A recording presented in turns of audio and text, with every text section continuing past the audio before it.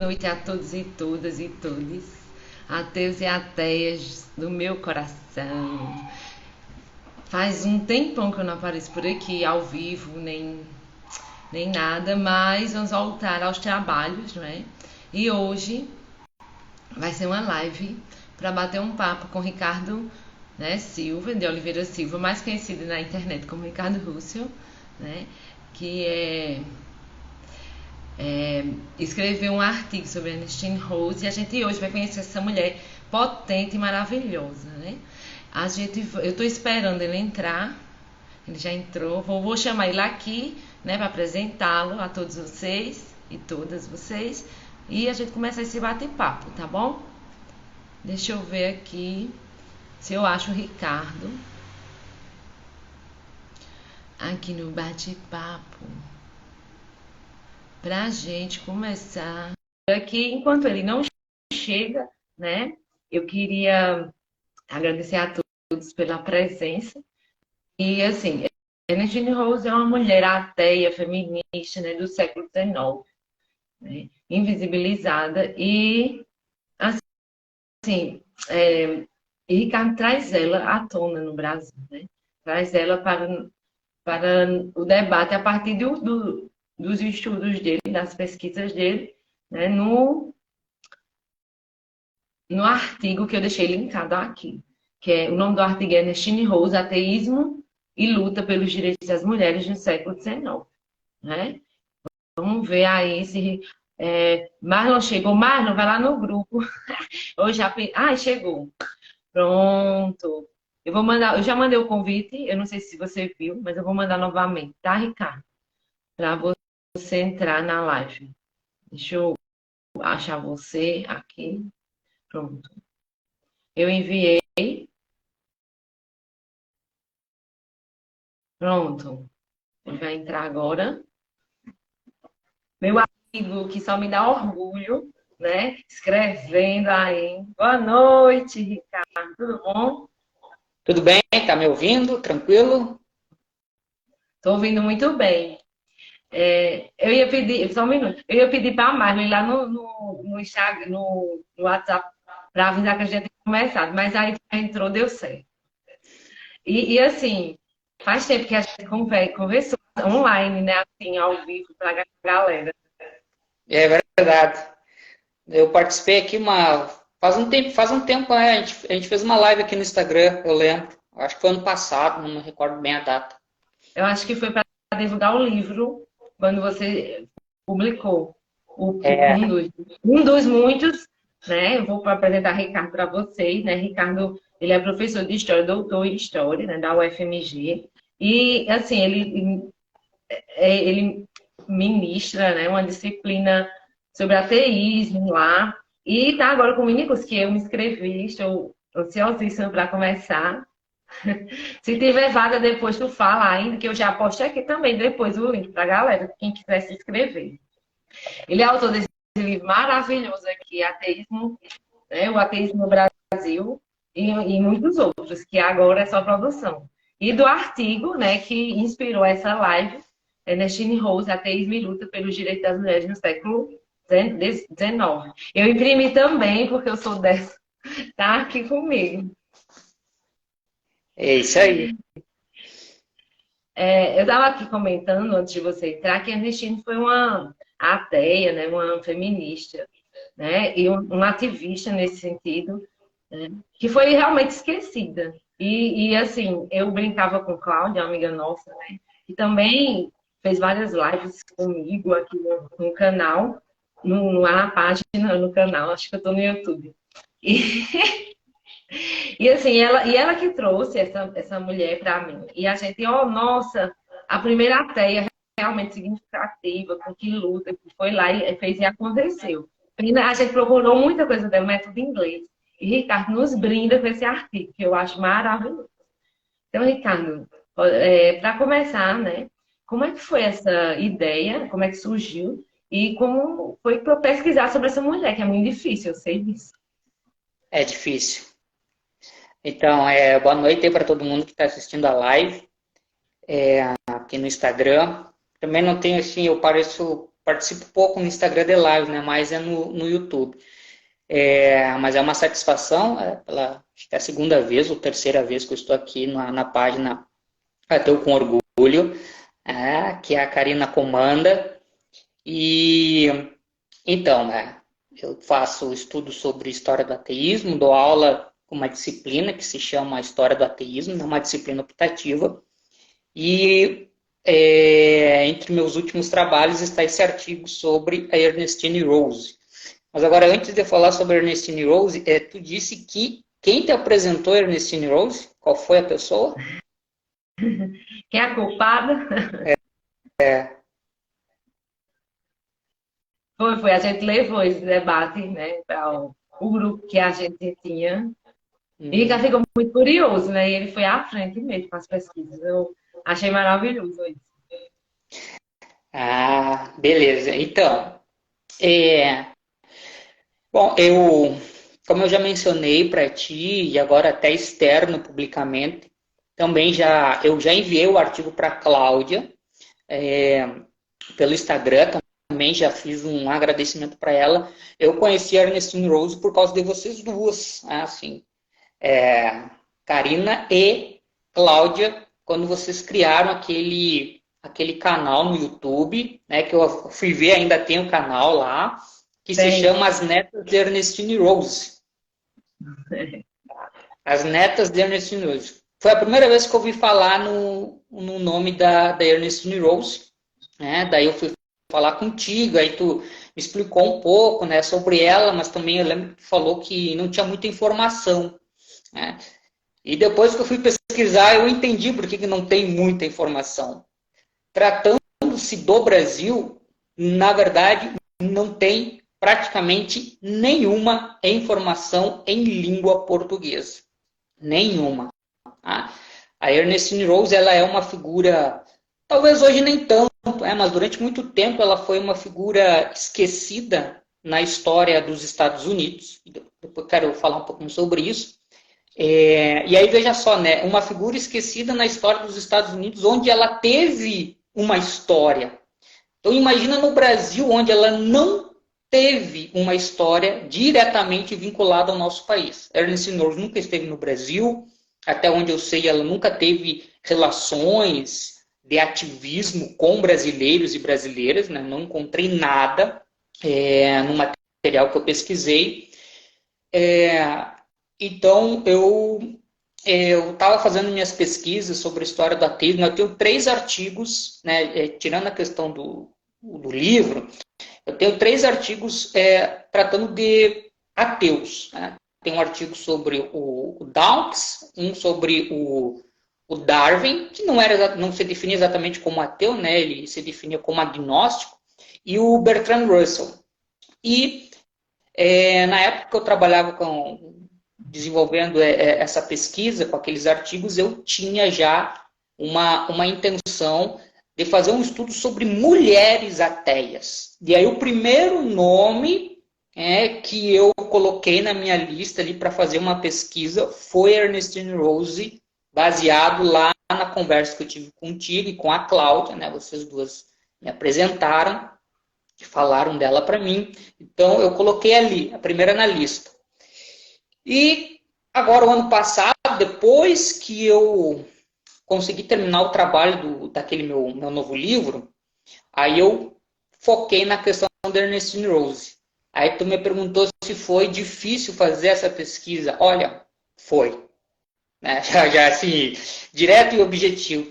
Foi extremamente difícil porque não existe nada em português sobre a Ernestine Rose ou nada em português do que a Ernestine Rose escreveu. Não tem nada. Até onde eu consegui pesquisar. De repente aparece alguém e diz, eu até achei aqui uma coisa. Bom, aí eu não conhecia. Mas até onde eu pesquisei, na área da história, que eu vou ficar bem no meu quadradinho, na área da história não tem nada. Inclusive, eu me atrevo a dizer que esse artigo sobre a Ernestine Rose é o primeiro material escrito em português, no caso Brasil, sobre essa ativista do século XIX. Na historiografia brasileira, então, eu diria que é um texto pioneiro, porque não existe nada, basicamente nada. Aí, se tu pegar lá no final do artigo e ver as referências bibliográficas, tá tudo em inglês. Só tem um texto em português que, na verdade, nem é um texto sobre Ernestine Rose. É um texto sobre a mulher judia no século XIX, que é de uma coleção chamada História das Mulheres, e é uma edição portuguesa. Não fala sobre Ernestine Rose, né? Até quando eu encontrei aquele capítulo nesse livro, na História das Mulheres, no século XIX, tinha lá um capítulo, a mulher judia. Eu falei, tá, aqui eu vou encontrar alguma coisa sobre Ernestine Rose em português. Não, não tinha. Não tinha nenhuma referência a ela, entendeu? Falava assim sobre a mulher judia de uma maneira mais geral, mas não tinha. Então, já entrando aqui um pouco na característica da Ernestine Rose, né? Então, ela era uma judia que nasceu na Polônia e que se tornou ateia. Então, ela tem essas... esse aí é o background dela, né? Essas origens, né?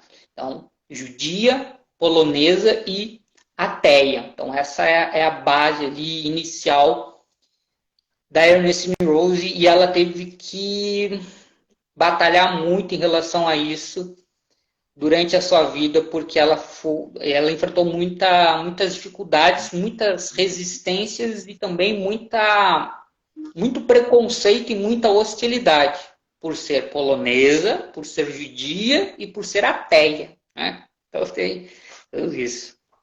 É o combo.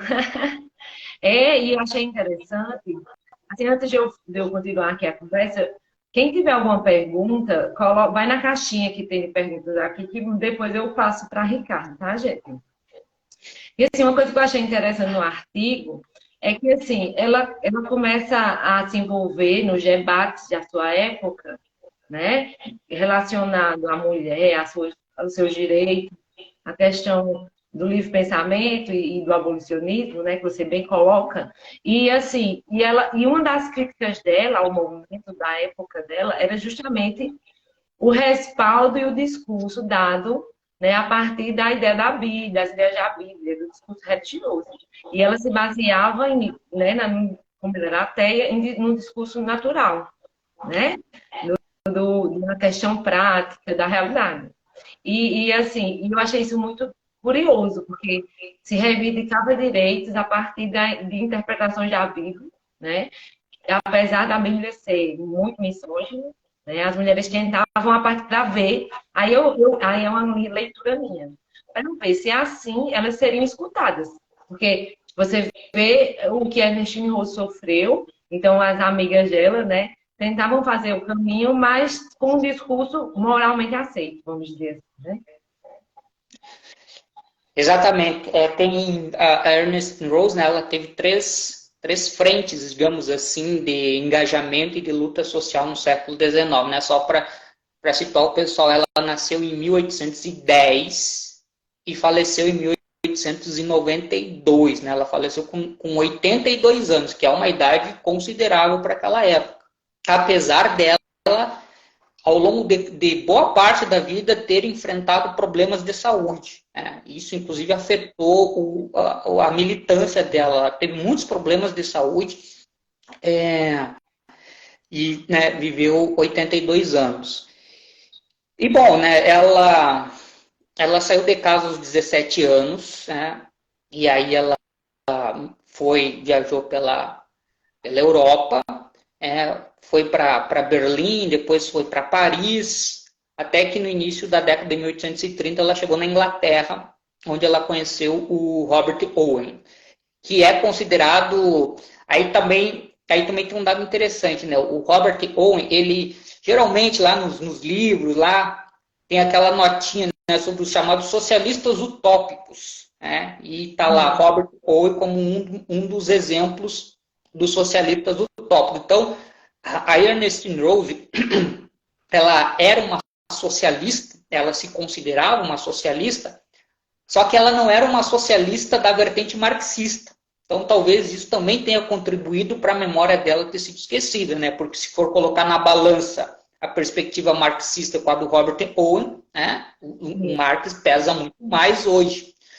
Curiosamente, no século XIX, o Robert Owen ele era uma figura internacionalmente conhecida, né? Ele era uma grande referência de luta social, enfim. E ela bebe ali na fonte dele, né? E é uma fonte que vem do iluminismo, então aquelas ideias de igualdade, de liberdade, o uso da razão, da ciência, né? Então todas essas ideias dão a base, na verdade, fortalece a base ateia dela. E aí, para depois pegar o gancho que tu me perguntou, só para fazer uma observação, a Ernestine Rose, ela não se tornou ateia em decorrência do contato que ela teve com Robert Owen ou com as ideias iluministas na Europa. Ela se tornou ateia ainda na adolescência, né? Então, a história dela é muito, muito interessante, porque ela era filha de um rabino, né, que dentro do judaísmo é a liderança religiosa importante. Então, ela era filha de um rabino, ela era filha única, né, do rabino, e ela foi mandada para a escola aos 5 anos, e ela não se adaptou na escola, porque os professores não aceitavam o espírito questionador da Ernestine Rose. Ela era uma criança que perguntava muito. E na escola o negócio é o seguinte: senta e escuta. E respeita a autoridade que está na frente da sala. E ela não concordava com isso. Aí o que aconteceu, né? O pai dela acabou tomando a dianteira, falou: não precisa ir para a escola, eu vou me encarregar da tua educação. E aí o rabino usou a Torá. E não deu muito certo também, porque ela continuou com a mesma questão de perguntar e questionar a Torá. Como eu falei, por que existe doenças, por que existe a maldade, por que tem que respeitar o sábado, etc, etc. Sabe, aquela criança que ela era uma criança curiosa, ela queria entender as coisas e por isso ela questionava muito. E o pai dela dizia que não se deveria questionar a Torá, não se deveria questionar Deus, se deveria simplesmente obedecer. Obviamente que para uma pessoa que tem, né, essa inquietação, falar isso aí é um tiro contra o pé.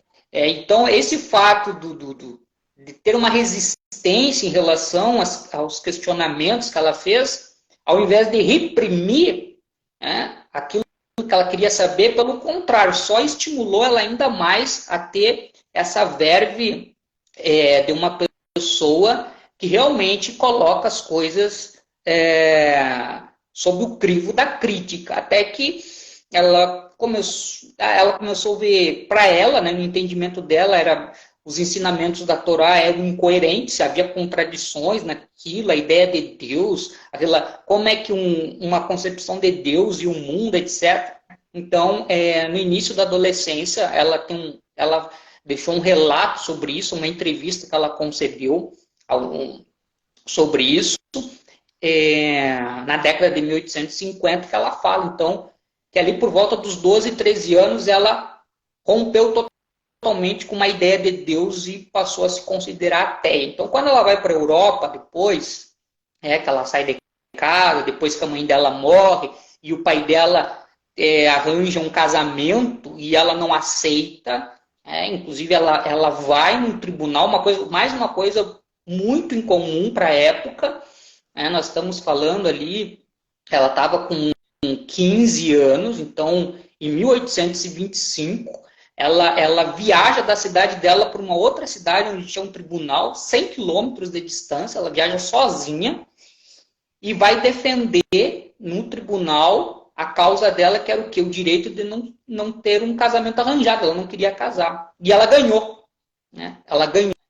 E aí ela não foi obrigada a se casar, voltou para casa, a mãe dela tinha falecido e ela herdou parte da herança e ela voltou para casa e o pai dela tinha casado com uma moça que tinha a idade dela. E ela não se sentiu muito confortável naquela situação e ela resolveu sair de casa e sair fora, né? Deu uma parte do dinheiro para o pai dela e pegou outra parte, foi e tal. Aí, né, esse trânsito aí que eu falei, na Inglaterra, onde ela tem a formação, digamos assim, política, intelectual, é nos círculos owenistas que ela aprende e ela passa a falar em público, tá? Que ela desenvolve, aí aparece o dom da oratória que ela tinha, né? Na década de 1850, ela foi chamada nos Estados Unidos de rainha da plataforma, né? Porque os discursos, para fazer os discursos, geralmente em público, né? Se subia numa plataforma para ficar acima do público, para que todo mundo enxergasse quem estava falando. E ela foi qualificada de rainha da plataforma porque a retórica dela era, dizem, né, as pessoas que assistiram e deixaram registros, que era uma coisa impressionante. A mulher falava muito bem. E ela vai para os Estados Unidos em 1836 com o marido, né, que ela conhece, nos círculos owenistas, William Rose. Ela conhece, eles vão para os Estados Unidos e lá ela vai se engajar, então, no livre pensamento, no movimento abolicionista e no movimento de luta pelos direitos das mulheres. Aí vem a questão do movimento de luta pelos direitos das mulheres nos Estados Unidos. Eu me refiro aí décadas de 1850, 1860, né? Que o movimento de luta pelos direitos das mulheres, ele era muito marcado pela religiosidade, né? Diferente, hoje fala muito, as feministas, né? Feministas ateias e tal, né? Tem essa fama, ainda que não se possa dizer que toda feminista é ateia, mas lá nos anos 50 e 60 do século XIX, nos Estados Unidos, as mulheres utilizavam a Bíblia como forma de legitimar sua luta por direitos. Inclusive, tem uma das participantes do movimento, a Antoniette Brown, ela foi ordenada primeira-ministra na história dos Estados Unidos. E ela participava do movimento, e aí eu até falo no meu artigo, né? Tem uma das convenções lá, elas entram em choque, porque a Antonietta Brown faz um discurso dizendo que era legítimo utilizar a Bíblia como uma forma de lutar contra a opressão masculina. E Ernestine Rose pede a palavra e faz um discurso dizendo que era totalmente contra a utilização da Bíblia, que na verdade, historicamente, aí ela fala, historicamente, a Bíblia foi e continuava sendo usada como uma forma de oprimir as mulheres. Era só abrir a Bíblia e ir encontrar várias passagens onde isso poderia ser encontrado. Então, há um enfrentamento, há uma tensão naquele encontro em relação a isso, e ela sempre pairou ali como uma figura parte, né? Entre outras coisas, né? Vou pegar esse ponto específico, pela questão do ateísmo. Ela era a única mulher que participava do movimento de luta pelos direitos das mulheres nos Estados Unidos, na década de 1850 e 1860. Ela era a única que era, digamos assim, era uma liderança do movimento que era ateia. E todo mundo sabia que ela era ateia porque ela nunca escondeu que ela era ateia, né? Ela evitava ficar falando sobre a questão do ateísmo dentro do movimento de luta pelos direitos das mulheres porque ela entendia que o movimento tinha um outro foco, né? Ela não queria perder o foco. Mas nas ocasiões que se fizeram necessárias, ela se posicionou como uma ateia e rebateu a questão do uso da Bíblia.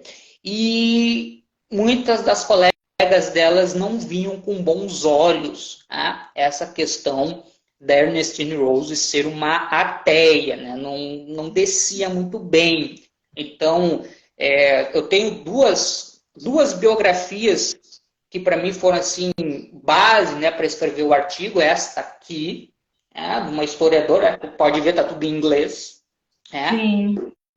Essa aqui é de 2017 e é de 99, né, 1999. A Vida Americana de Ernestine Rose, da Carol Comerton, E esse aqui é de 2017, A Filha Ateia do Rabino, Ernestine Rose, uma pioneira do feminismo internacional, da historiadora Bonnie Anderson. Então, as duas colocam ali nas biografias que escreveram as dificuldades que ela enfrentou com essas colegas do movimento de luta pelos direitos das mulheres. Eu não usei a palavra sufragismo, ainda que a questão do voto fosse uma questão central, porque a palavra ela só começou a ser usada nos Estados Unidos no final da década de 1860. Então, desde o encontro de Seneca Falls, né, que foi em 1848, onde foi a primeira reunião das mulheres, uma reunião específica das mulheres pela questão da luta pelos direitos das mulheres, então aconteceu em 1848, até o final da década de 1860, quando o movimento se dividiu, né, e aí tem umas razões por que aconteceu isso,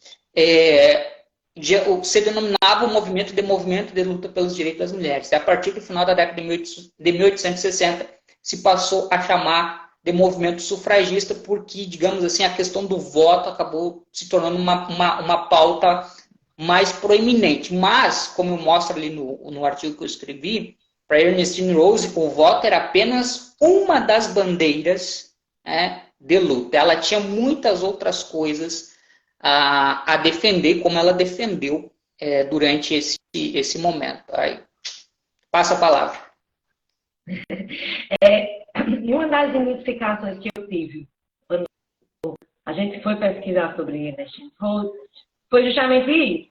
Assim, ela por isso que a ideia de ser as netas de Ernestine Rose. Porque, assim, ela pavimentou, ela tirou o capim ali, né, para surgir movimentos como sufragistas, desde o movimento feminista, né? E como também ela teve a coragem, a potência, né, de ser uma mulher até e não ter e se colocar assim numa sociedade extremamente machista, extremamente racista, né? E falar contra isso, né? Ter essa coragem e enfrentar também nos meios que ela convivia o machismo, porque querendo ou não, como você disse, ela era a rainha da plataforma e ela chegou a incomodar também, né, essa galera, esses homens que se sentiam incomodados pela fala do direito da mulher de estudar, do direito de estudar e se emancipar, né? Direitos políticos, não apenas o voto, mas o trabalho de conseguir ter bens, né? Porque na época, até você fala no seu artigo, o homem tinha o direito de bater na mulher e era respaldado pela lei, né? Então, ela lutava também por mudanças na lei. Muito antes de tudo, assim, coisas que ela lutava foram votadas e legitimadas legalmente depois de 20 anos da morte, né? Depois de 20 anos da morte dela, ou coisas assim. E assim, eu acho interessante também, e é importante falar, a questão justamente da educação, que é muito cara para mim, né? E o que você percebe nos escritos dela, quando ela vai falar sobre essa emancipação e essa educação feminina, né? Com a visão ateísta, né? Aí vai a questão da ciência, né? Não, a educação uma pauta, foi uma pauta central no pensamento e nos discursos da Ernestine Rose. Né? Agora tu falou ali, reforça ainda mais, digamos assim, esse papel ímpar dela. Né? Tu falou, nos Estados Unidos, quando ela chegou lá em 1836, a mulher tinha várias cerceamentos, né? Que estavam garantidos na lei. Dependência econômica em relação ao marido, não tinha direito de propriedade, que a ideia é assim, o homem e a mulher, quando se casam, se tornam um só. Mas, para a lei, esse um é o homem. Então, quem tem os direitos e quem exerce os direitos é o homem. Por exemplo, o direito à propriedade, a tudo mais que a mulher tinha. Era o homem que exercia. Ela não podia, olha só, ela não podia, digamos, viajar sem autorização do marido. Ela não podia falar em público. A mulher não podia falar em público. Isso, além das restrições legais, era considerado imoral uma mulher falar em público. E ela ficou conhecida como a rainha da plataforma. Então, vejam esse ponto. Aí vem a questão da educação. Mas tu ia falar alguma coisa? Não, é porque assim, quando você fala, né, a questão do uno, né, que quando se casa, mas o marido é que é o considerado, o homem que é o considerado, e isso se baseia, né, na religião, na Bíblia, né, nos escritos, né. A mulher, ela também fala sobre isso. A mulher sendo o objeto do homem, esse afente, esse chaveiro, né, essa propriedade do homem. Pode continuar. Exatamente. Exatamente. Então, o que ela entendia? Que a educação para a mulher, na forma como existia naquela época, ela era uma educação que ela tinha como função modelar a mulher para ser mãe e esposa. Né? Então, era basicamente isso. Né? Aí ela falava assim, muita gente fala que a mulher ela é menos capaz, a mulher não tem as mesmas condições que o homem tem, em termos intelectuais, etc. e tal, e ela falava, não é que a mulher não tem, a mulher não tem acesso aos mesmos recursos que o homem tem. E aí esse negócio aí de uma educação para moldar uma mulher para ser dona de casa e mãe, aí, claro, ela coloca, muito disso está atrelado a uma visão religiosa. E ela conhecia isso muito, muito de perto, levando em consideração a sua herança judaica. Por que que o pai dela proibia ela de ficar questionando a Torá? Porque isso não era um papel da mulher. A mulher não pode questionar a Torá. Né? Se o homem não, a mulher muito menos. Né? Ali obediente e aprender os ensinamentos da Torá para aquilo que era, digamos assim, o sentido da sua vida, servir ao lar e ao esposo. Né? Porque no judaísmo, na verdade o cristianismo herda muito disso, né, do judaísmo, a mulher é colocada numa posição inferior. Então ela defende como uma das pautas dela o acesso à educação por parte das mulheres, porque nos Estados Unidos ali também, por exemplo, havia restrições na questão do ensino, mulheres não podiam ir para a universidade, era proibido, então, e tinha uma educação bastante restrita, e para esse fim que eu coloquei, então ela defende uma educação, o acesso à educação, mas não apenas o acesso à educação, mas uma educação de qualidade, que ela chama uma educação emancipadora.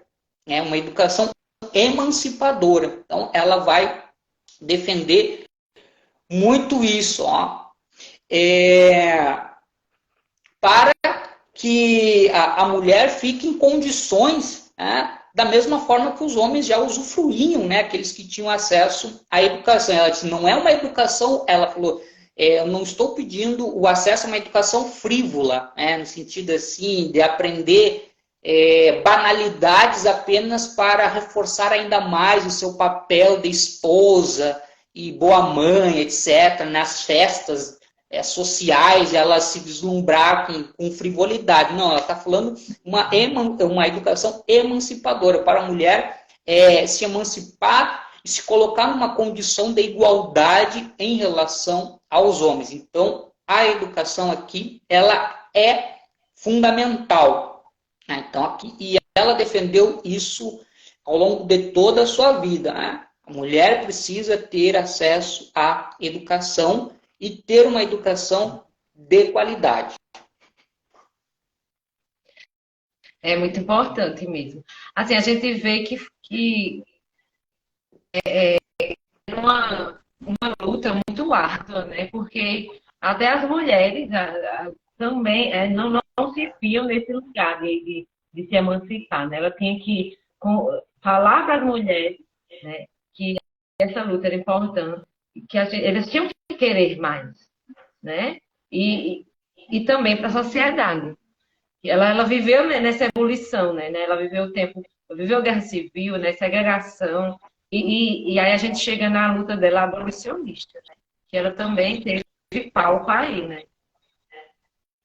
Teve palco aí. Aí tem uma questão muito interessante. Ela chega nos Estados Unidos. Primeiramente, ela chega nos Estados Unidos com o William Rose e eles se inserem dentro dos círculos owenistas que tinha lá nos Estados Unidos, que era chamado de livre pensamento, e depois ela, já na década de 1840, ela também começa a transitar nos eventos e nos círculos abolicionistas. Posteriormente,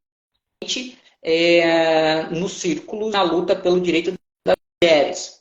Então, ela transitou nesses passos ao longo da vida. Né? Mas agora, pensando aqui, esse momento da vida dela nos Estados Unidos. Né? Depois ela volta para a Inglaterra, muda um pouquinho, mas esses três. Então, ela circula por esses três espaços.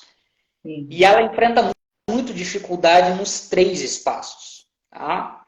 Ela nunca se furtou em falar sobre todas essas bandeiras em todos esses espaços. Por exemplo, com o pessoal do livre pensamento, ela fez questão de falar sobre direito das mulheres e sobre abolicionismo. Ela também tocava na questão do livre pensamento e do direito das mulheres com abolicionistas. E a questão do livre pensamento e do abolicionismo também aparecia quando ela estava atuando junto com as ativistas pelo direito das mulheres. Claro que a ênfase, né, tinha uma ênfase diferenciada, mas ela sempre falava sobre essas bandeiras em todos esses espaços, e isso não era muito bem recebido.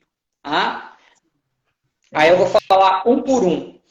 No movimento livre pensamento, a questão, ela era vista com uma certa reserva, porque os ativistas nos Estados Unidos, entre 1850, eles usavam a Bíblia como forma de legitimar a luta contra a escravidão.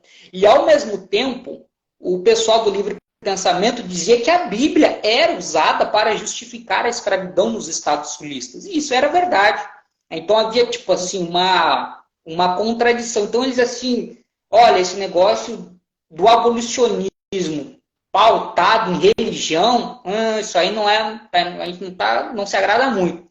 Então, havia uma certa resistência. Da mesma forma como havia uma certa resistência em relação à luta pelos direitos das mulheres, porque no movimento do livre pensamento havia pouquíssimas mulheres em posição de destaque e o movimento achava que havia outras pautas prioritárias, né? A questão da ciência, da razão, da luta contra a influência da religião no espaço público e tudo mais. Então, o movimento livre pensamento tinha essas resistências. No movimento abolicionista, a Ernestine Rose, ela participou de atividades, ela interagia com as lideranças, né? Ela inclusive formou amizades, né? O Frederick Douglass, né? Que é considerado talvez o principal nome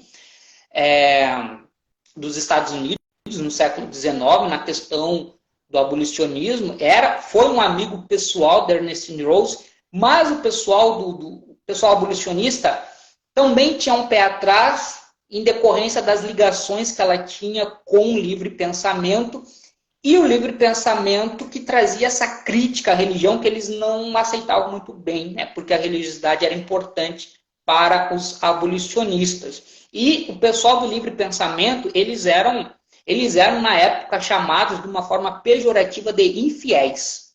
Esse era o nome de xingamento, né? Porque é infiel a Deus, mas, consequentemente, a infidelidade dele se faz presente em outros espaços da vida.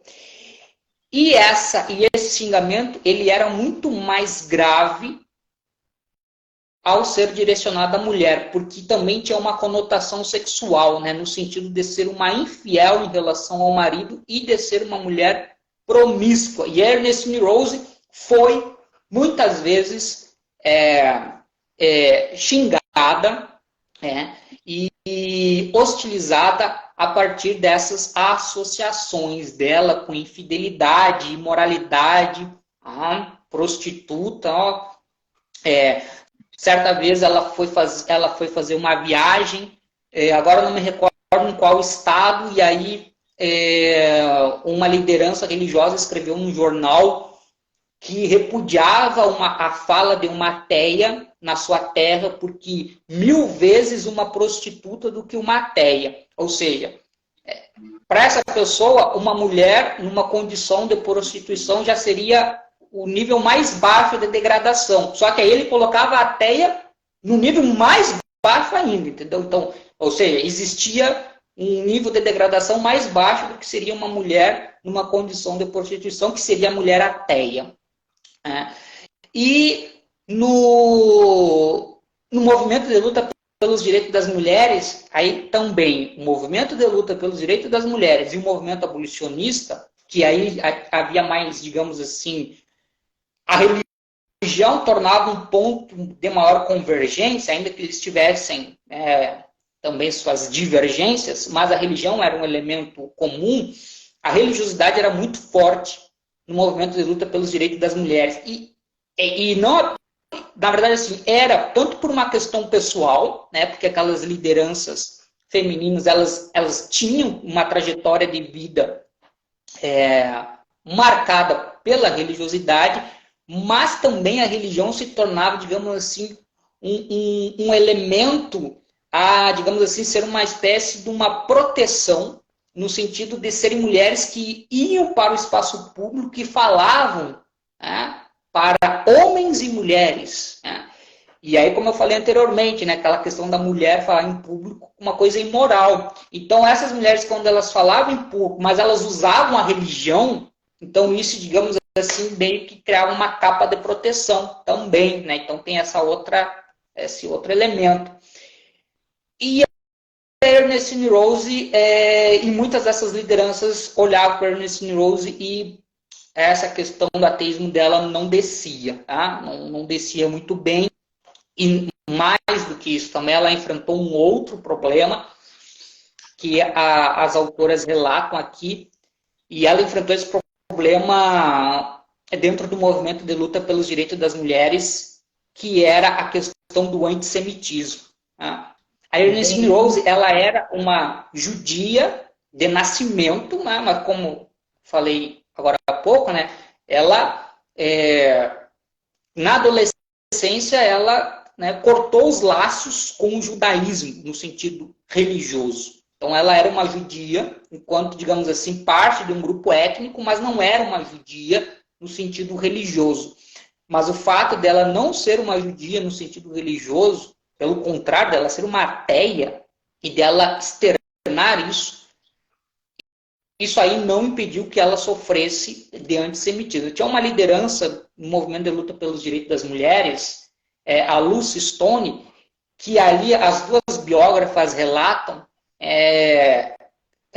cartas escritas pela Lucy Stone para outras lideranças do movimento de direito pelas mulheres, com afirmações antissemitas em relação a Ernestine Rose. Né? Então, fazendo assim críticas a Ernestine Rose, críticas à visibilidade da Ernestine Rose na luta pelo direito das mulheres, e essas críticas pautadas na questão do antissemitismo, né? Como uma mulher judia e uma pessoa, um judeu, né, e uma judia como pessoas não confiáveis. E aí tem toda uma carga aí de estigma em torno disso. Ela também acabou se envolvendo numa polêmica, isso eu acabei deixando de fora do artigo, porque não deu espaço para escrever.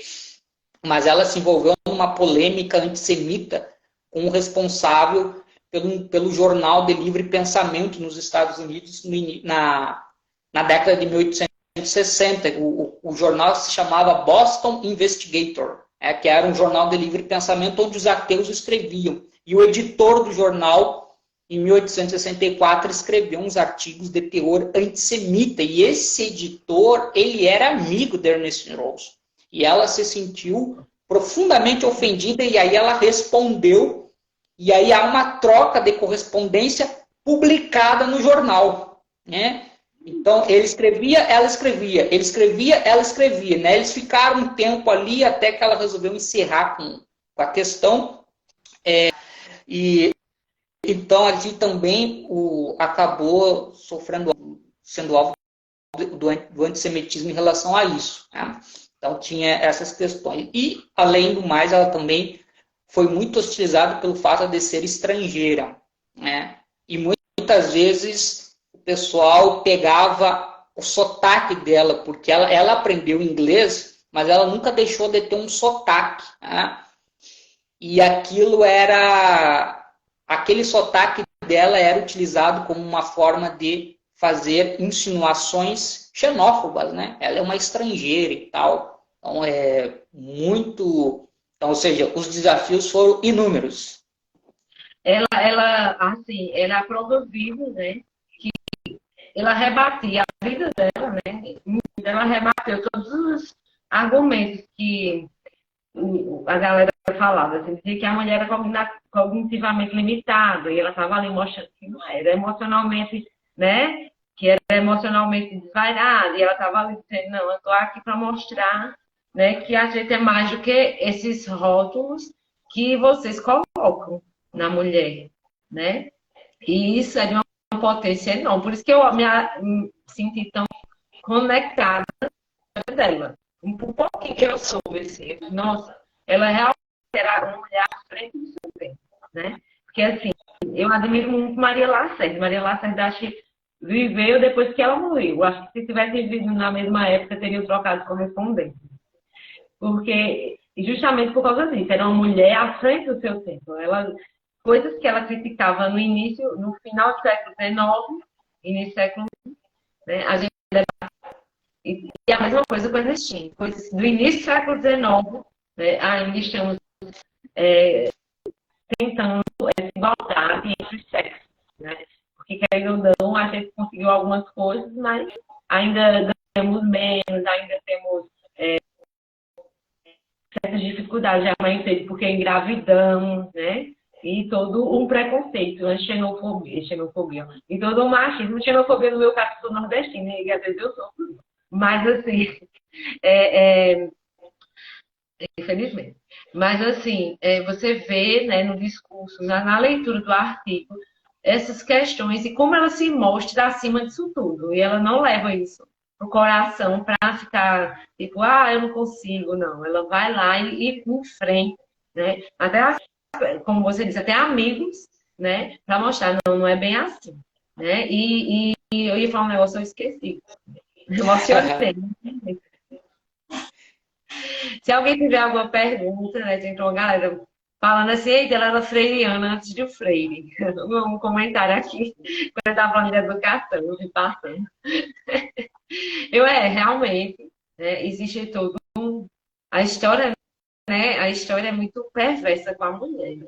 E quando se coloca a Bíblia, né, ou a religião, né, como um fato que você tem que passar por ela para poder ser aceito, o discurso está ali. Quando o discurso é altamente misógino e racista, você está nesse meio, você é mulher, você é negro, e tá aí, e tem que se resguardar em cima dessa moralidade, é muito complicado, muito complicado.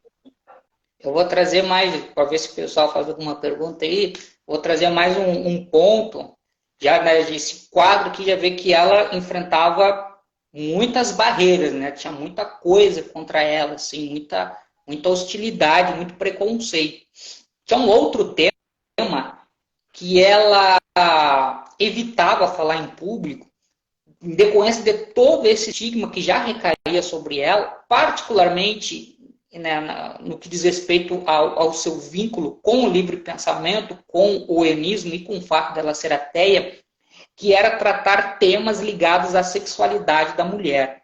Na verdade, isso era uma espécie de um tabu dentro do movimento de luta pelos direitos das mulheres da década de 1850 e 1860.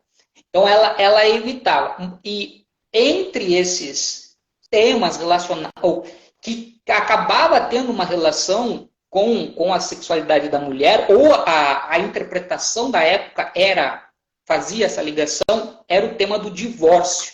Então, o tema do divórcio não era tratado no movimento de luta pelos direitos das mulheres, porque a ideia do divórcio era um escândalo, uma imoralidade, etc. e tal, né? O casamento, né?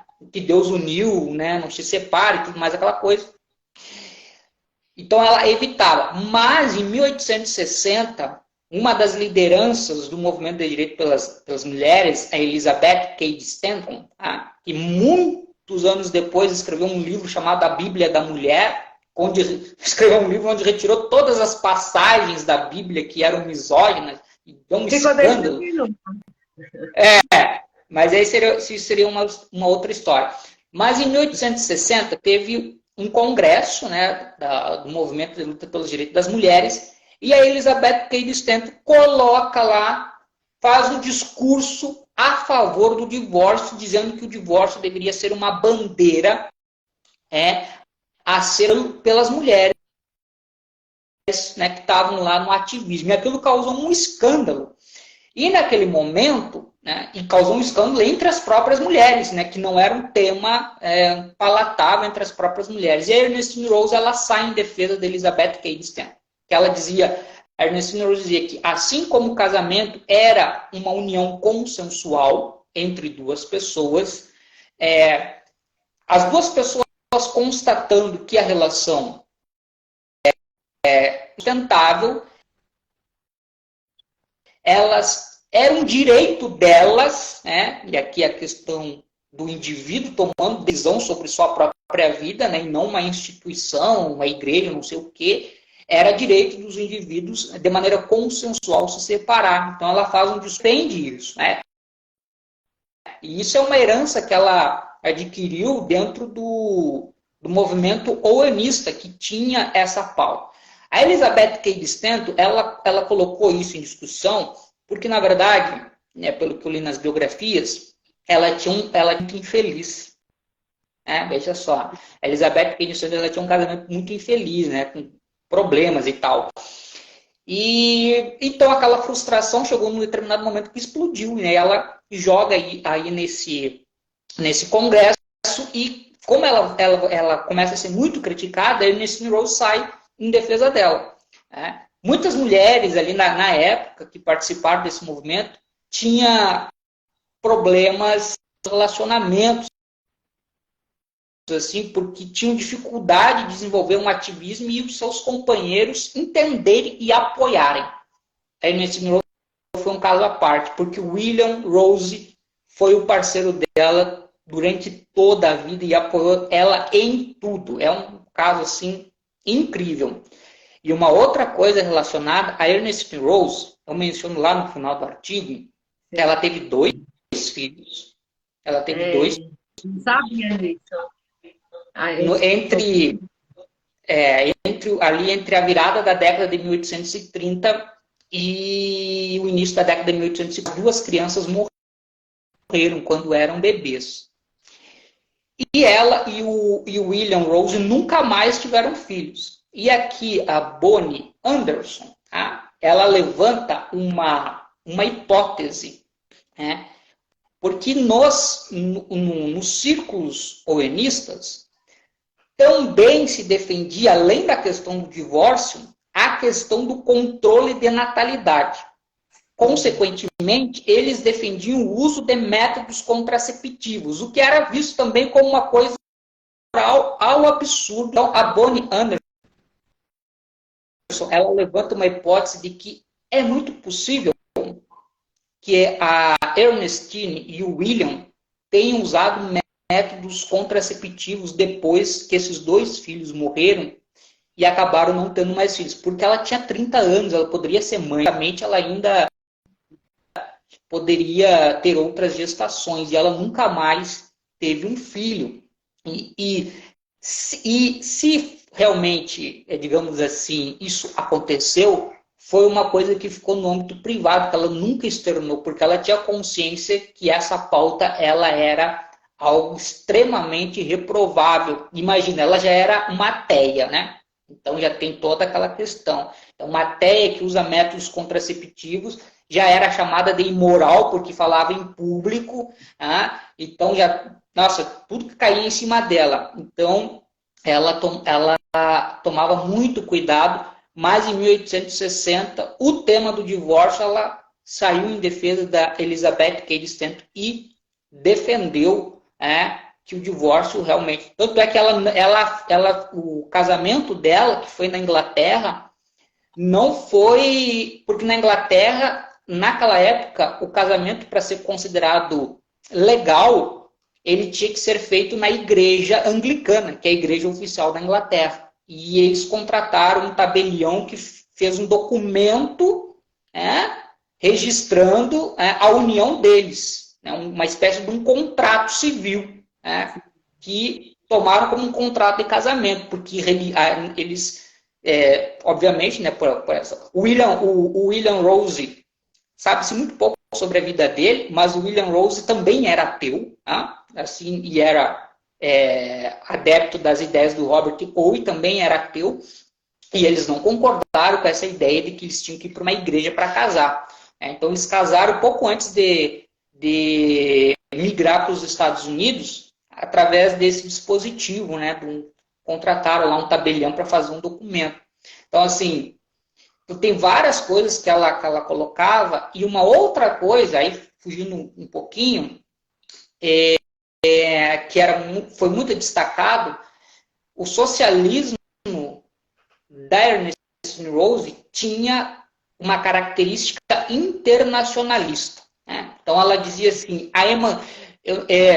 nós não lutamos pela emancipação das mulheres apenas da velha Inglaterra ou da nova Inglaterra, que seria Inglaterra e Estados Unidos. Nós lutamos pela emancipação de todas as mulheres do mundo.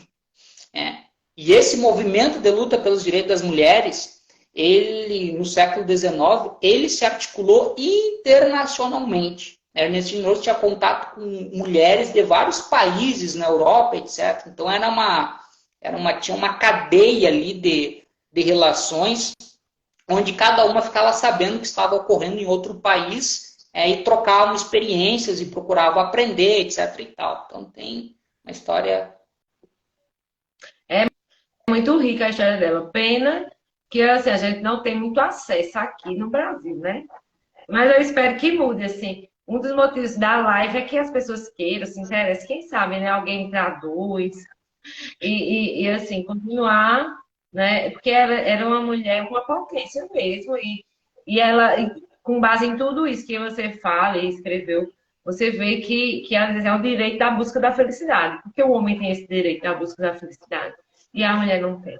E essa busca da felicidade requer, às vezes pode ser um divórcio, ela querer trabalhar, ela querer estudar, ela tá entendendo? Querer ser sujeito da sua própria história, né?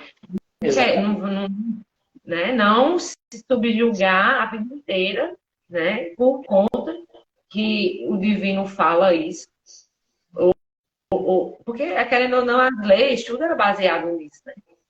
Na época do século XIX ainda. Você fala, você só era casado legalmente se fosse na igreja, mas o registro de nascimento era o batismo, né? Você não ia no carro se registrar, era o batismo. Então, assim, a religião era muito, muito presente, né, no Estado, e isso influenciava todo esse tipo de discurso que ela sofreu, né? E também, e justifica também, como você me falou, né, como eu disse antes, a ideia, por que falavam tanto com esse linguajar religioso, justamente para também poder ser escutado, se proteger um pouco dos ataques que porventura ocorreriam, né? É muito difícil. A Chaga aqui fala assim, eu não tenho muito estudo, eu posso ser ateu? É só não acreditar em Deus para ser ateu, né? Não tem muito segredo, não. Pode sim. Mas não perguntou muito, acho que a galera não conhece, né? Tá conhecendo agora, tem nesse meio de contar. Aí tá mais para escutar mesmo, assim, o que a gente veio mostrar aqui. Mas se alguém tiver alguma pergunta, bota aí, enquanto, né? A gente chegou a uma hora de live, daqui a pouco Já chegou uma hora? Bom, eu vi agora, entendeu? 9 horas. Aí, assim, eu acho que não tem, não. Deixa eu ver aqui na caixa. Vamos fechar aqui, né? A gente vai fazer eu vou fazer outras lives, né? Se o Ricardo quiser, ele é sempre convidado aqui. Ele tem lugar garantido, né? Porque é uma honra. E assim, eu gostaria de agradecer, né, por esse momento, porque eu gosto, assim, para mim é afetivo. A questão da Ernestine Rose, né? Tem a ver com minha trajetória também dentro do ateísmo, assim, a coragem de fazer um canal, apesar que só tem 2 vídeos, mas quem sabe mais pra frente eu volte, né, com o Cláudio. O Cláudio está se organizando em algumas questões. A gente conversa ainda muito, mas assim, tá lá, né? Uma hora a gente retoma. Aqui a galera está dizendo que é uma excelente live. Aí Marlon tem uma pergunta. Como, como era trabalhada a figura dela nos movimentos feministas do século XX? Eu acho que a figura de Ernestine, né? Como trabalhar a figura de Ernestine? Sim, se era trabalhado, né? Porque eu acho que não, mas assim, se era, alguém falava nela no século XX. Se alguém falava nela. Então, ela foi uma figura muito conhecida que depois ela foi caindo no esquecimento de uma maneira muito rápida. Tá? Uma maneira muito rápida. Ela mesmo tinha uma, digamos assim, uma consciência, né? Que ela não ela no final da vida ela foi relatando que ela era uma pessoa que não haveria interesse, ninguém teria interesse na história dela. E ela aconteceu uma coisa que é um horror para um historiador e para uma historiadora, porque no final da vida ela queimou muito documento dela, porque ela dizia que ninguém iria se interessar pelo que ela tinha feito. E quando ela morreu, em 1892, né, o marido dela tinha morrido há 10 anos antes, o marido dela morreu em 1882, teve um infarto e acabou falecendo de uma forma repentina e abalou muito a vida dela aquilo. Então, quando ela morreu, pouco tempo depois, a memória dela, já no início do século XX, a memória dela já era uma memória esquecida, né? As pessoas não se lembravam e demoraria muito tempo. Na década de 1870, a Bonnie Anderson ela encontrou um material naquele jornal que eu falei, né, o Boston Investigator, que era um material, uma notícia, né, que falava sobre Ernestine Rose, né, alguém dava lá digamos assim, um artigo de opinião sobre Ernestine Rose, que a Ernestine Rose ela era uma figura tão ímpar que ela só seria reconhecido 100 anos depois. E digamos assim, essa previsão que foi registrada no Boston Investigator foi profética, porque realmente levou 100 anos para a figura de Ernestine Rose começar a ser retomada. Quando é que isso acontece?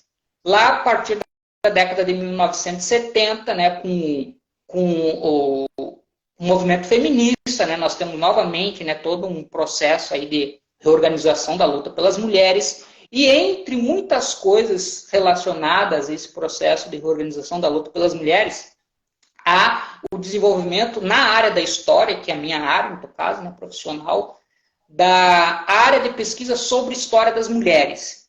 Então, há uma preocupação em encontrar referências no decorrer da história, né, de mulheres que lutaram, enfim, que buscaram mudanças e tal. E aí, a partir daí, se começa a olhar para o passado, né, dos Estados Unidos e a luta das mulheres dos Estados Unidos no passado e se encontra a Ernestine Rose. E aí começa aos poucos e tal, até que surge, né, e agora mais já para o final do século XX, nessa virada, surge essas duas biografias que eu tive acesso, e tem esse outro material aqui, ó. Esse outro material, o título pode ser, numa tradução livro, Dona ou Senhora de Si Mesmo, né, que é uma referência a Ernestine Rose. Aqui estão os discursos e as cartas de Ernestine Rose que eu usei para escrever o artigo. Só que está tudo em inglês.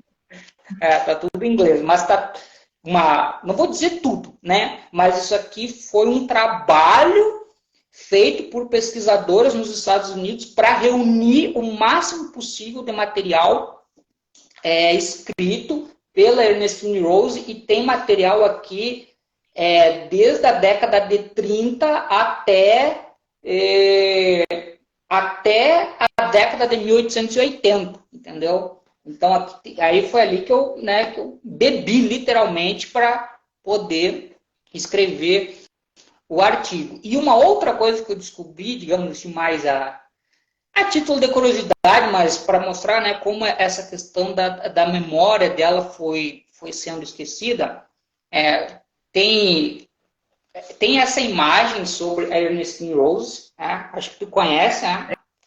É a mais famosa, né? Tem outra, não sei. Essa é uma imagem que foi feita em 1856, mas não é uma fotografia, é uma litogravura, né? Que é uma técnica mais rudimentar de produzir imagem.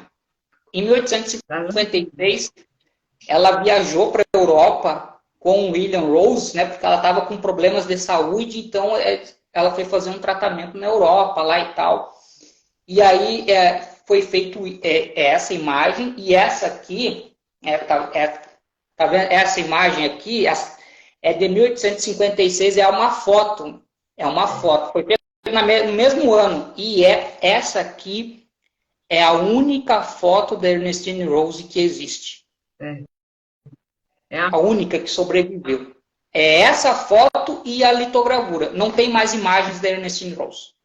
Se teve, se perdeu. Né? Então tivemos essa questão. Tem umas perguntinhas aqui, peraí. Algum filme, série, isso aí é Lisana Carol que pergunta, mas acho que não vai ter, não. Algum filme, série ou documentário sobre Ernestine Rose? Se tiver em inglês, né? Eu acho muito difícil. O máximo que eu encontrei foi pesquisadores falando sobre Ernestine Rose, né? A Bonnie Anderson tem vídeos dela no YouTube. Tá em inglês, né? Só que no YouTube tu pode colocar lá no tradutor automático, né? Tu coloca em português e dá pra... Mas não é... Aí tem. Não tem nada. E ainda hoje, quando se fala nos Estados Unidos sobre o movimento de luta pelos direitos das mulheres no século XIX, o destaque é dado a outras lideranças, né?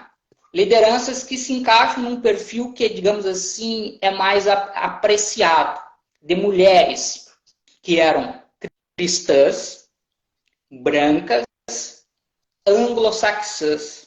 A Ernestine Rose, ela era uma mulher que ela não era cristã, e ela não era anglo-saxã, e ela não era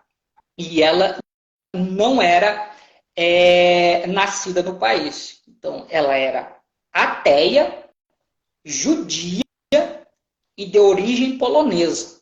Né? Então, esse perfil não se enquadra dentro, digamos assim, do que seria uma história oficial. Então, ela acabou sendo relegada num segundo plano até hoje. Né? Fala sobre Elizabeth Cady Stanton, Susan B. Anthony, Antoniette Brown, são nomes muito mais conhecidos nos Estados Unidos, referente a essa história, do que o nome da Ernestine Rose.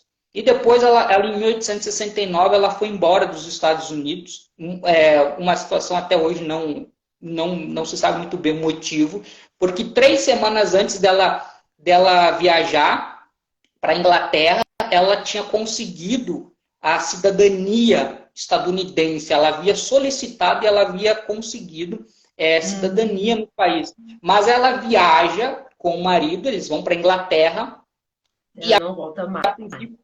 Não voltam mais. E não era uma viagem de mudança, era uma viagem para tratamento de saúde e ela não volta mais. E aí as autoras levantam algumas hipóteses, ela muito desgastada, estava doente também, estava enfrentando o antissemitismo, estava forte, o movimento de luta pelos direitos das mulheres estava fragmentado. Então, assim, estava acontecendo coisas muito desagradáveis e ela acabou, talvez, né, que é uma hipótese, talvez tudo isso se somou na decisão dela acabar não retornando para morar nos Estados Unidos. Depois, em 1874, ela volta, faz uma turnê nos Estados Unidos, de palestras e tal, e depois nunca mais volta. Né, e reside na Inglaterra até falecer. Lá na Inglaterra, ela vai se aproximar dos círculos de livre pensamento, né, que tem. Ela se torna muito amiga da família de um importante ativista ateu, que é o Charles Baudelaire, tá? Que foi o primeiro ateu eleito para o parlamento da Inglaterra, no final da década de 1880. E a filha dela, inclusive, tem uma história muito interessante em relação à morte da Ernestine Rose, né? A Ernestine Rose, ela tinha muito medo de que no leito de morte algum religioso fosse tentar convertê-la.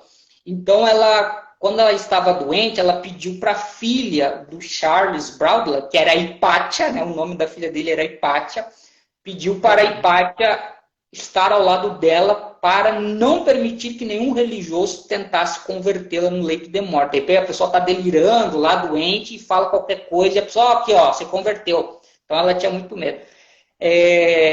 Quando ela morre, ela está muito doente, aí manda o recado, ó, a Ernestine está muito doente, vem aqui que ela gostaria da tua presença. A Hipátia não consegue chegar lá a tempo, mas o médico que estava assistindo ela não permite que nenhum religioso entre e, né, tenta fazer esse ato. Né?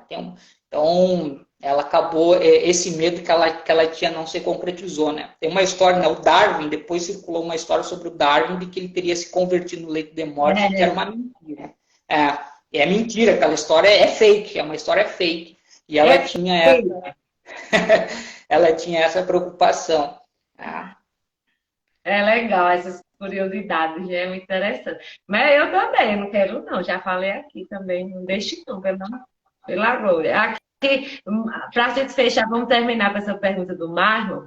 Assim, professor, dentro do movimento, ela separava o ateísmo e as pautas de direitos das mulheres. E como era a visão dela sobre o ateísmo em si? Tem textos? Acho que a gente já falou sobre isso, mas pode resumir. Tem, não vou entrar em detalhes, mas também não vou deixar sem resposta. O que tem de material produzido pela Ernestine Rose? Basicamente, são as cartas que ela escreveu, as correspondências dela e os discursos que ela proferia. Muitos desses discursos, aí vem, né, aquele jornal que eu falei que ela teve um problema com o editor, né, que era o Boston Investigator, mas aquele jornal é a principal fonte de pesquisa sobre os discursos da Ernestine Rose, porque a Ernestine Rose fazia os discursos e o texto dos discursos era publicado nesse jornal de livre pensamento. Então, o jornal, ele acaba, né, como eu falei, ela queimou muita coisa dela, né, no final da vida. Então, esse jornal ele acaba se constituindo na principal fonte de pesquisa. E a Ernestine Rose, ela acabou publicando apenas um livro, né, em sua vida, que é em decorrência de uma palestra que ela proferiu num encontro de livre pensamento nos Estados Unidos em 1861. E o nome desse livro chama-se Uma Defesa do Ateísmo. É um texto primoroso onde ela detalha o ateísmo dela, que é uma coisa assim, que não era uma coisa que não era um tema central dos discursos, como eu falei, que ela tinha, né, outras pautas. Mas todo mundo sabia que ela era ateia, e ela volta e meia tocava no assunto e tal, mas assim, ela nunca tinha falado especificamente sobre o assunto. Então, em 1861, ela faz um discurso, e esse discurso chama-se Uma Defesa do Ateísmo. E aí ela coloca lá, ela discute 3 pontos, né, nesse discurso que depois foi publicado em livro. Faz uma discussão sobre a existência de Deus, 1. 2, faz uma discussão sobre a relação entre religião e moral. E 3, né, que ela fecha o livro fazendo uma defesa do ateísmo. Por isso o nome do discurso, né, é Uma Defesa do Ateísmo. E lá... Aí tem que procurar. Só tem em inglês. Entendeu? Mas tem uma... Tem que fazer contato para a galera traduzir esse negócio. Vou atrás desse povo. Então, tem uns trechos, aí teve uns trechos do discurso que eu coloquei, né, que eu traduzi aqui para o artigo. Né? Sim. Então, aí eu, digamos assim, para fechar aqui, né, vou ler aqui esse pequeno trecho desse discurso, né, uma defesa do ateísmo, que é nessa parte final. E ela diz o seguinte: embora eu não possa acreditar em seu Deus, a quem você falhou em demonstrar, ou seja, em demonstrar a existência dele, sim, eu acredito no homem. Hoje a gente falaria humanidade, né? Mas enfim. Aí ela prossegue: se não tenho fé em sua religião, tenho fé ilimitada e inabalável nos princípios do direito, da justiça e da humanidade. Qualquer que seja o bem que você, no caso religioso, esteja disposto a fazer por causa do seu Deus, eu estou disposto a fazer por causa dos seres humanos. Entendeu? Então, assim, ela diz, eu não acredito no seu Deus e tem aqui o meu ponto aqui de referência. Isso aqui toca muito naquela questão da moralidade, ou seja, tu pratica o bem porque tu acredita em Deus. E aqui ela coloca, eu pratico o bem sem precisar acreditar em Deus, porque eu tenho outros valores no qual basear aquilo que eu faço de bem, tanto para mim quanto para as pessoas, né, em termos coletivos. Então, essa é a relação. Fechei. Ah, adorei! Fechou com chave de ouro. É muito, muito, muito bom esse texto dela. Vou procurar mesmo, depois eu vejo aí. Vou traduzindo, lendo devagarzinho. Né? Opa, precisamos. E assim, eu queria agradecer mais uma vez pela presença, Ricardo. A gente teve uma galera aqui que entrou, saiu, mas vai ficar gravado para quem quiser assistir depois, né? Que é muito importante. Né? A gente traz a Ernestine Rose à baila, né? Depois de 100 anos, de 200 anos. E agradecer a galera que está dizendo que a live foi massa, né? E é isso. Eu espero fazer mais, né? Ser mais ativa por aqui em relação a lives, né? Trazendo essas mulheres, essas pessoas um pouco esquecidas aí, para que a gente possa também conhecer um pouco da história do ateísmo e ver que não é uma coisa nova, né? E estamos lutando aí há muito tempo. Há muito, muito tempo. É isso aí, Karina, muito obrigado pelo convite aí para poder falar sobre esse trabalho. E aí eu fico à disposição sempre que quiser, né? Deixar um abraço aí para todo mundo que eu vi muita gente foi entrando, saindo, né? Todo mundo que assistiu aí um pouco da live, né? Como tu falou, vai ficar gravado. Até me perguntaram se ia ficar gravado, então agora a resposta é sim, vai ficar gravado, dá para assistir depois. E é isso, aí se alguém quiser acompanhar o meu trabalho, pode ir ali no meu Instagram, né, que eu posto muita coisa sobre as minhas pesquisas. Eu estou com outro artigo aí no forno aí para sair, sobre uma outra mulher ateia, mas depois a gente conversa sobre. Quando sair, a gente vem conversar de novo. Eu adoro. A gente sempre está aqui trazendo trabalhos do professor Ricardo aqui, porque é conhecimento, e a gente quer ler, quer compartilhar conhecimento, é isso mesmo. E se emancipar, né? Simbora. Com propriedade. Então é isso, galera. Um cheiro para todos e até a próxima. Tchau, Ricardo. Alô, tchau, tchau.